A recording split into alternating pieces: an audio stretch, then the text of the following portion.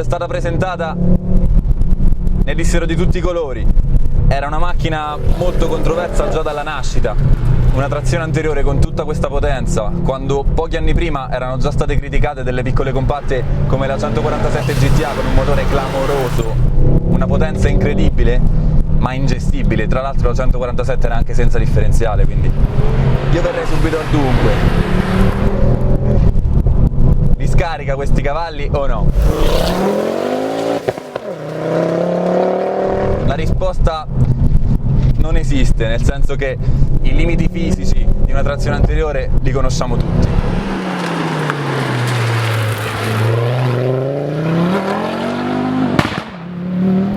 Certo, questa è una macchina che ti dà la sensazione di essere veramente onnipotente, hai voglia di trovarti davanti una Lamborghini e ti fa venire fame. Il problema è che questa vi fa fuori un treno di gomme al giorno se andate forte, ma veramente. Davanti la pop-off, dietro lo scarico che scoppietta. È un'esperienza veramente realistica, però è semplice. In effetti le macchine da rally di oggi non sono le macchine da rally di ieri. Dà veramente una sensazione di sicurezza e di super efficacia in tutte le circostanze. Facendo scartare leggermente il posteriore si riesce a trovarsi con le ruote dritte a metà curva e ovviamente il differenziale ha lavoro molto più semplice in questo caso. Moltissimi tester la provarono e dissero in partenza: questa macchina non può funzionare, è una follia. Scesi poi dalla macchina, si sono abbastanza ricreduti, si riesce anche ad essere efficaci.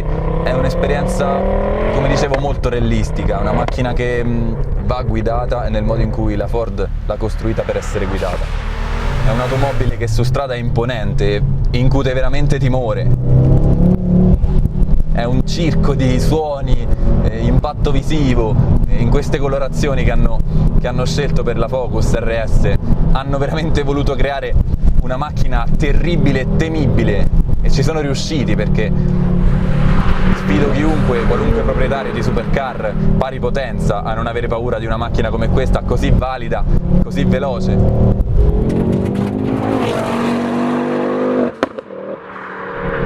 Dato che i limiti non mi sono mai piaciuti più di tanto e soprattutto mi trovo raramente d'accordo con le recensioni degli altri tester, ho voluto questo esemplare che, oltre ai 300 cavalli e spicci che aveva la RS originale, oltre i 350 che aveva la RS 500, questa ne ha 380.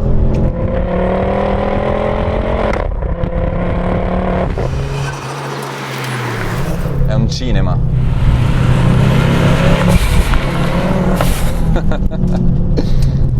Un po' tutti noi abbiamo imparato e abbiamo iniziato con le trazioni anteriori. Difficilmente si inizia a guidare e si impara a guidare su una posteriore o su una integrale. Ci sono eccezioni, ma insomma, solitamente cominciamo tutti con le 106 Rally, cominciamo tutti con le Saxo VTS, cominciamo tutti con le Renault 5, le 1. Insomma, è buono perché poi anche quando si passa a guidare auto superiori, tornando alle trazioni anteriori, si sa dove mettere le mani, le ruote e i piedi. Quindi mi trovo bene.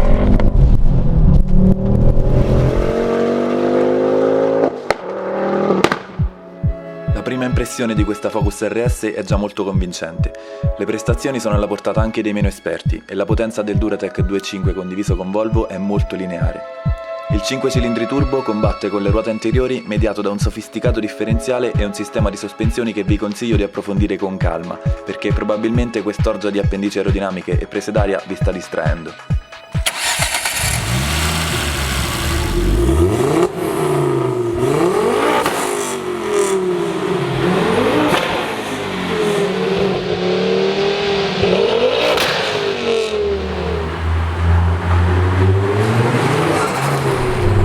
Questa ha molto poco da invidiare alle sue concorrenti.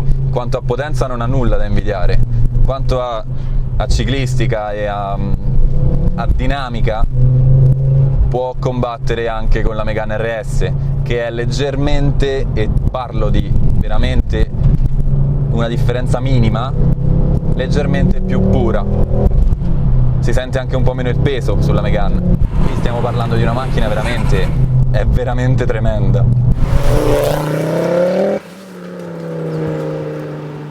Allora andiamo a parlare singolarmente di un po' tutti gli ambiti di questa super sportiva.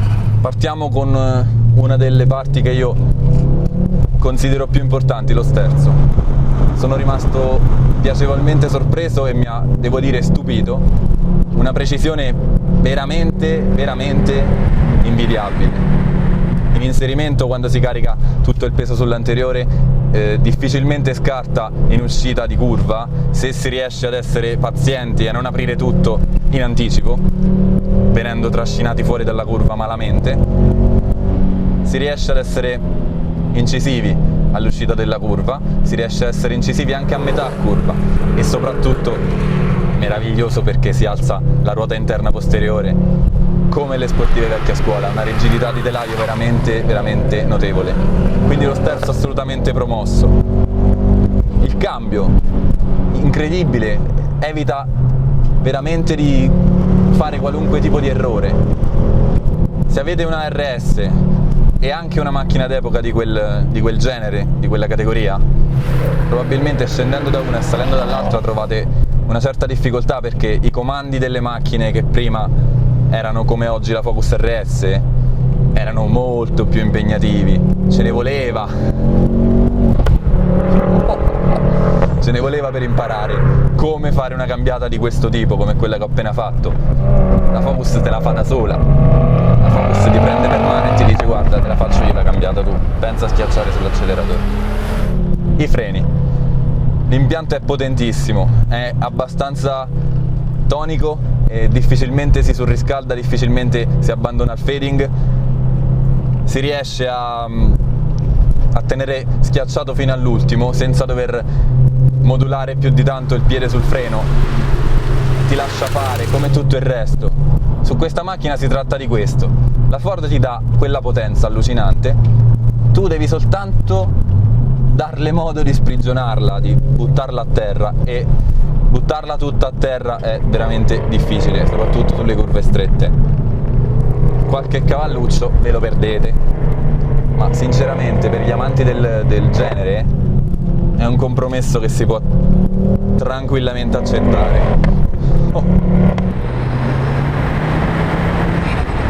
Poi, telaio. Come si comporta un telaio di questa mole, con una potenza di questa importanza, su una macchina da tutti i giorni? Allora, il telaio non si torce mai, rimane rigidissimo anche quando gli viene chiesto veramente troppo. Come dicevo, al limite solleva una ruota, quindi anche il telaio è assolutamente promosso, come il cambio, come lo sterzo, come i freni. Ha un posteriore molto ballerino, mi ricorda tanto la Renault 5 GT Turbo, si guida in modo molto analogo, è molto più pesante, è molto più ingombrante e tutto quanto. La sensazione di sfruttabilità è la stessa, mentre la Megane RS, che dovrebbe essere la nipote della Renault 5, è differente. Il posteriore della Megane RS difficilmente vi abbandonerà, quando lo farà sarà veramente stata colpa vostra. Non so se i cerchi da 19 siano stati un'ottima scelta, forse dei 18 sarebbero stati esteticamente meno belli, ma forse poco più utili. Capisco l'estetica dei passaruota enormi, quindi dei 18 sarebbero sembrati dei 15, già i 19 sembrano a malapena adatti. Poi c'è il motore, niente da dire, veramente niente da dire. Corposo, flessibile, setoso ai bassi e arrogantissimo agli alti. Anche il motore assolutamente promosso.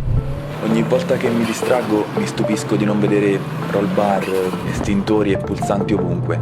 Ti dà veramente l'impressione di una VRC che ha sbagliato strada durante una speciale. Agli appassionati questo genere di ostentazione, come quella delle vecchie Cosworth, fa sempre un grande effetto. La RS sembra sempre in posa davanti allo specchio in palestra, è una continua dimostrazione di forza, insomma, ha la faccia giusta. Se vi sembra un po' pesante è perché lo è, ma i suoi 1467 kg non le impediscono di staccare lo 0-100 in 5,9 nella configurazione originale, 5,3 la RS 500 e presumiamo meno di 5 secondi in questa versione che provo io oggi. Tutto il giorno con la Focus RS è stata veramente una rivelazione, una macchina che mi ha stupito su moltissimi punti di vista, a partire dalla precisione. Non credevo, una macchina che sembrava, almeno a vederla, tutta muscoli e niente cervello, e invece no, è un'auto intelligente, costruita bene, pericolosa quanto basta, pericolosa quanto quelli come noi vogliono che sia la nostra auto. Richiede rispetto, richiede le buone maniere fino a un certo punto e le cattive maniere per un altro verso. Potrebbe sembrare esagerata, per alcuni lo è, anche questi colori, il verde, sembra una macchina con cui i Prodigy andrebbero a un loro concerto. È Invaders Must Die fatta macchina, è tremenda, e io devo dire, mi sono lasciato affascinare.